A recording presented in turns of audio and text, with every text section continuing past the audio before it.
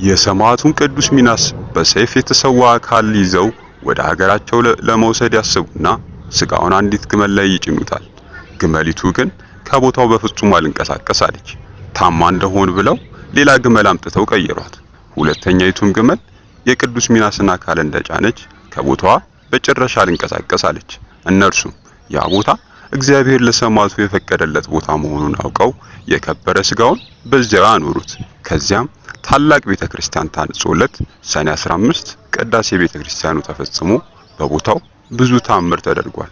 ሰማዕቱ ቅዱስ ሚናስ ከደጋግ ቤተሰቦች የተገኘ ሲሆን እናቱ ልጅ ስላልወለደች በእመቤታችን በዓል ዕለት ወደ ቤተክርስቲያን ገብታ ልጅ ሰጣት ዘንድ ወደ እግዚአብሔር እንድትለምንላት ተማጸነች።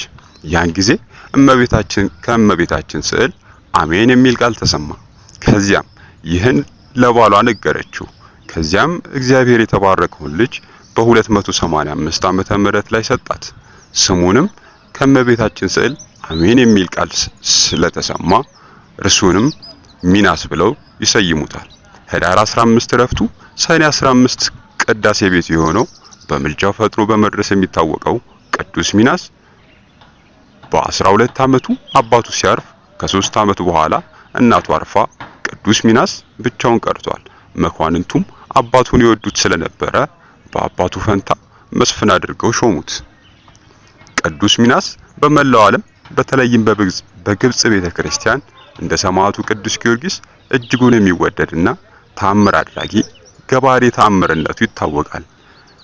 በተማጸኑት ጊዜ በምልጃው ፈጥኖ ይደርሳል። ዲዮቅልጥያኖስ ክርስቶስን በካደ ጊዜ ቅዱስ ሚናስ ሹመቱን ትቶ ወደ ገዳም ገብቶ ተጋድሉን ጀመረ። ከዕለታት በአንዳቸው ቀን ሰማይ ተከፍቶ ሰማዕታት የብርሃን አክሊል ሲቀናጁ ተመለከተ። ከዚህ በኋላ ወደ ከተማ ተመልሶ ስለ ክርስቶስ አምላክነት መሰከረ።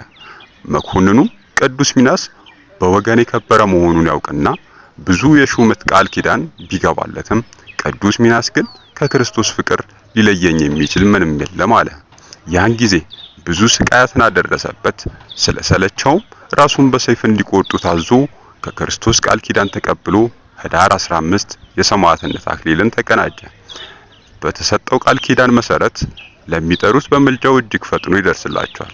በዚህም ልክ እንደ ቅዱስ ጊዮርጊስ ሚናስም ፍጡነ ረድኤት ይባላል። የሰማዕትነት አክሊልን ሲቀናጅ ከሰማይ ሚናስ ንዑድ ክቡር ነህ፣ ከልጅነትህ ጀምሮ የቅድስና ሕይወትን በመምረጥ 3 አክሊል ሰጥቻለሁ። አንደኛው ስለ ቅድስና፣ ሁለተኛው ስለ ብቸኝነትህ፣ ሶስተኛው ስለ ሰማዕትነትህ የሚል ድምጽ ከጌታችን ሰምቷል። ከዚያም መኮንኑ የቅዱስ ሚናስ ስጋ ወደ እሳት እንዲጣል ቢያደርግም እሳት ፈጽሞ ስጋውን ሊነካ አልቻለም። ምዕመናን ስጋውን ወስደው በአማሩ ልብሶች ገንዘው አኖሩት። የመሩት አገር ሰዎች ሰራዊት ሊያከማቹ አስበው ምልጃው ይረዳቸው ዘንድ የቅዱስ ሚናስን ሰውነት ወሰዱ። እነርሱም በባህር ላይ በመርከብ ውስጥ ሳሉ ፊታቸውን እንደ ከይሲ አንገታቸውን እንደ ግመል አንገት ያሉ አውሬዎች ከባህር ወጥተው አንገታቸውን ወደ ሚናስ ስጋ በዘረጉ ጊዜ ከሰውነቱ እሳት ወጥታ እነዚያን ከይሲ አራዊት አቃጠለቻቸው። ሰዎቹም ይህንን አይተው እጅጉን ተደንቀዋል።